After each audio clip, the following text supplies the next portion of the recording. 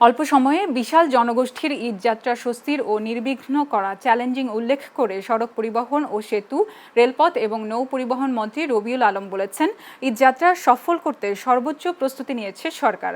আজ কুমিল্লায় সড়ক দুর্ঘটনায় ক্ষতিগ্রস্তদের মাঝে ক্ষতিপূরণের চেক বিতরণ শেষে তিনি সাংবাদিকদের এ কথা জানান।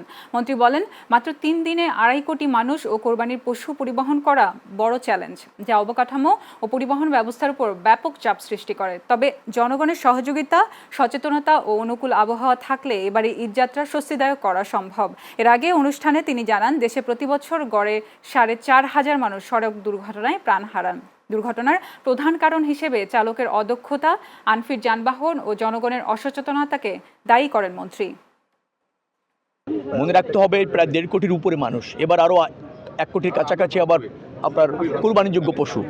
তো এটাও তো পরিবহনের ব্যাপার। প্রায় 2.5 কোটি মানুষ এবং কুরবানিযোগ্য পশুকে মাত্র 3-4 দিনের মধ্যে পরিবহন করার একটা বড় চ্যালেঞ্জ। আমাদের যে অবকাঠামো, আমাদের যে আপনার ধরেন বাস, ট্রাক, যানবাহন যা আছে, এটা বড় চ্যালেঞ্জ হয়ে যায় 3 দিনের মধ্যে। এটাকে একেবারে ম্যানেজ করে নির্বিঘ্নে যাতায়াতটা আরামদায়ক করা, স্বস্তিতে করা একটু চ্যালেঞ্জ।